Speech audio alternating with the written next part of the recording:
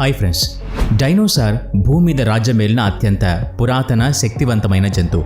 23 కోట్ల సంవత్సరాలకి పూర్వం భూమి మీద చాలా భాగం డైనోసార్స్తో నిండి ఉండేది. డైనోసార్స్ హాలీవుడ్ సినిమాలకు, పరిశోధకులకు ఒక ఆసక్తికరమైన విషయం. వీటికి సంబంధించిన ఎన్నో రహస్యాల్ని ఛేదించడంలో సైంటిస్టులు సక్సెస్ కాలేకపోయారు. భూమి లోపల దొరికిన వీటి అవశేషాల మీద మనం ఆధారపడి ఉన్నాం. వాటి ఆకారం, వ్యవహార శైలి, ఇలాంటి అన్ని విషయాల మీద మనకి ఆసక్తి ఉంటుంది. ఈరోజు మనం ఈ వీడియోలో డైనోసార్స్కి సంబంధించిన ఆసక్తికర రహస్యాల గురించి తెలుసుకుందాం. మరింకెందుకు ఆలస్యం, let's start our today's episode. మొదటి డైనోసార్ మనకందరికీ తెలుసు.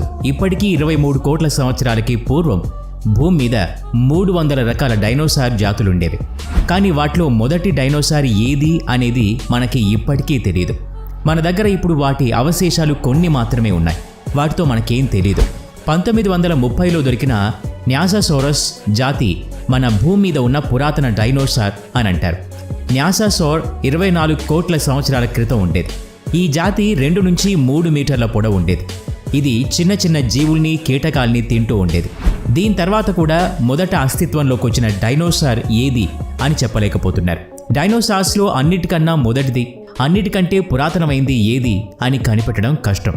ఎందుకంటే వాటి అవశేషాలు మనకింకా దొరికి ఉండకపోవచ్చు. అతి పెద్ద డైనోసార్, సూపర్సోల్ డైనోసార్, అన్నిటికన్నా పెద్ద డైనోసార్ అని కొందరు అంటూ ఉంటారు. కానీ అలా అనుకోవడం తప్పు. ఎందుకంటే సూపర్సోల్ డైనోసార్ జాతి అతిపెద్ద జంతువుల్లో ఒకటి. మనకు చాలా డైనోసార్ అవశేషాలు దొరికాయి. వాటి వల్ల మనం అన్నిటికన్నా పెద్ద డైనోసార్ ఏది అని చెప్పలేకపోతున్నాం. ఇప్పుడున్న అవశేషాల ఆధారంగా అన్ని ఎముకల్ని కలిపి చూసినా కూడా అన్నిటికంటే పెద్ద డైనోసార్ ఏది అని చెప్పలేకపోతున్నాం. ఇలా డైనోసార్ అవశేషాల్ని తవ్వి తీస్తున్న కొద్దీ మనకు అతిపెద్ద డైనోసార్ జాతుల అవశేషాలు దొరుకుతున్నాయి. ఈ కారణంగా మనం ఇంకా వెలికి తీయాల్సిన అవసరం చాలా ఉందని తెలుస్తోంది. వేగవంతమైన డైనోసార్. హాలీవుడ్ సినిమాలో డైనోసార్స్ వేగంగా పరిగెత్తుతూ వేటాడడం చూపిస్తూ ఉంటారు. ఇది చాలా తప్పు.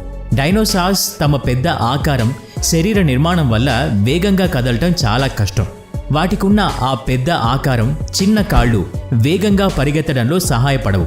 కానీ డైనోసార్స్ అన్నీ వేగంగా పరిగెత్తలేవు, కదలలేవు అని చెప్పడానికి కూడా లేదు. అలాంటప్పుడు డైనోసార్స్లో అన్నింటికన్నా వేగవంతమైంది ఏది అన్న ప్రశ్న వస్తుంది. వాటి ఫుట్ ప్రింట్, వేరే సాక్ష్యాల ఆధారంగా పరిశోధకులు ఈ విషయాన్ని కనుగొనడంలో కష్టపడుతూ ఉన్నారు. మాంసం తినే పెద్ద డైనోసార్స్ మెల్లగా, బద్ధకంగా ఉంటాయని, చిన్నవి చాలా చురుగ్గా, వేగంగా పరిగెత్తగలవని పరిశోధకులు అంచనా వేస్తూ ఉన్నారు. రంగు. సినిమాల్లో చాలా వరకు డైనోసార్స్ యొక్క రంగు పచ్చగా, డార్క్ కలర్స్లో చూపిస్తారు. అది పూర్తిగా కల్పితమైంది. ఇప్పటి వరకు డైనోసార్ రంగు ఏంటి అనేది ఒక ప్రశ్నార్థకం. 2008లో దొరికిన 10 కోట్ల సంవత్సరాల పురాతన రెక్కల్ని స్కాన్ చేసి చూడగా పరిశోధకులకు రెక్కలు ఉన్న డైనోసార్స్ రంగు ఎలా ఉండదో అంచనా దొరికింది. కానీ ఆ సాక్ష్యంతో మిగతా డైనోసార్స్ రంగు అలాగే ఉంటుందని చెప్పడం చాలా కష్టం. దీని ద్వారా దొరికిన సమాచారం సమయం గడిచే కొద్దీ మసకబారుతూ ఉంది. ఈ రెక్కలకున్న పిగ్మెంట్ రంగు సమయం గడుస్తుంటే వెలిసిపోతుంది. డైనోసార్స్ ఏ రంగులో ఉన్నాయో మనకి ఇప్పటి వరకు ఖచ్చితంగా తెలియదు. పిల్లల పెంపకం. డైనోసార్ జాతులు తమ పిల్లల్ని వేర్వేరు పద్ధతుల్లో పెంచుతూ ఉండి ఉండొచ్చు. కానీ మనకు ఈ విషయం గురించి కూడా సరిగ్గా తెలియదు. డైనోసార్స్ ఆకారం, నిర్మాణం, వాటి అవశేషాల్ని బట్టి అంచనా వేయొచ్చు. కానీ వాటి వ్యవహార శైలిని తెలుసుకోవటం కష్టమైన విషయం. మన దగ్గర వాటికి చెందిన చాలా గుడ్లు సాక్ష్యంగా ఉన్నాయి. అలాగే ఇప్పుడు గుడ్లు పెట్టే పశుపక్షుల వ్యవహార శైలితో అంచనా వేయొచ్చు. డైనోసార్స్ ఒక్కసారి చాలా గుడ్లను పెడతాయి. సిస్మోసారస్ ఒకేసారి 25 నుంచి 30 వరకు గుడ్లను పెడుతుంది. వేటగాళ్ల వల్ల అందులో కొన్ని గుడ్లు మాత్రమే సురక్షితంగా ఉంటాయని వాటికి తెలుసు. 1970లో కనుగొన్న న్యాసాసోర్ జాతికి చెందిన గుడ్లను చూస్తే ఇవి తమ పిల్లల్ని అవి తమంతట తామే కడుపు నింపుకోగల శక్తి వచ్చేంత వరకు పోషిస్తాయని తెలిసింది. మిగిలినవి మాత్రం తమ పిల్లల్ని వాటి అదృష్టానికి వదిలి వెళ్ళిపోతాయి. అపెటోసార్ శాకాహారి జంతువు. ఇది తన గుడ్లను వాటిలో నుండి పిల్లలు బయటకు వచ్చేంత వరకు చూసుకుంటుంది. కొన్ని జాతుల వ్యవహార శైలితో అన్ని జాతులు తమ పిల్లల్ని ఎలా పోషించేవి అని అంచనా వేయలేం. శరీర నిర్మాణం. చాలా డైనోసార్స్ మీద కొమ్ములు, ముళ్ళు లాంటివి కనబడతాయి. ఉదాహరణకు డ్రైసాసోర్. దీని వీపు మీద కూడా ముళ్ళు లాంటి కొమ్ములుంటాయి. దీని తల, వీపు మీద ఉన్న ఈ ముళ్ళ లాంటి కొమ్ములతో పనేంటో తెలీదు. ఎందుకంటే ఇవి తమ ఆత్మరక్షణకు ఉపయోగిస్తాయి అనే విషయాన్ని పరిశోధకులు ఒప్పుకోవటం లేదు. ఇవి ఒక రకంగా శరీరంలోని ఉష్ణోగ్రతను నియంత్రించడానికి ఉపయోగపడతాయని చెప్తూ ఉన్నారు. కొందరు వీటిని తమ వాళ్లను గుర్తుపట్టడానికి, సహచరుల్ని ఆకర్షించడానికి ఉపయోగిస్తాయని అంటారు. నిజం ఏమిటి అనేది ఎవరికీ తెలియదు. వ్యవహార శైలి. డైనోసార్స్ అవశేషాలతో వాటి వ్యవహార శైలి మనకి తెలియదు అన్న విషయం మనకు అర్థమవుతుంది.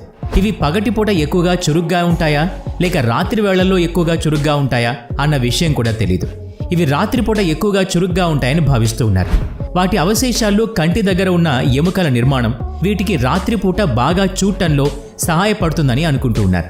కానీ కొంతమంది పరిశోధకులు దీన్ని ఒప్పుకోవటం లేదు. ఎందుకంటే అలాంటి నిర్మాణం ఉన్న కొన్ని జీవులు మాత్రమే రాత్రి కంటే పగలు ఎక్కువగా చురుగ్గా ఉంటాయని చెప్తూ ఉన్నారు. తెలివైన డైనోసార్ స్టెగోసారస్ లాంటి డైనోసార్ మెదడు దాని ఆకారంతో పోల్చితే చాలా చిన్నగా ఉంది. కానీ ఇది చాలా తెలివైంది. మనం కాలంలో వెనక్కి వెళ్ళి వాటి బుద్ధిబలం ఎంత అని కనుక్కోలేం. అయితే మనకవి ఎంత తెలివైన జీవులు అనే విషయాన్ని తెలుసుకునే ఒకే ఒక్క మార్గం వాటి మెదడు యొక్క నిర్మాణం. టైరనోసారస్ అనేది మిగతా వాటితో పోలిస్తే ఎక్కువ తెలివైన జంతువు. దీని మెదడు నిర్మాణాన్ని ఇప్పటి జంతువులతో పోల్చితే అది వైల్డ్ బీస్ట్ మెదడుతో సమానంగా ఉంది. ట్రూడన్ డైనోసార్ అనే జాతి డైనోసార్ అన్నిట్లోకెల్లా తెలివైంది.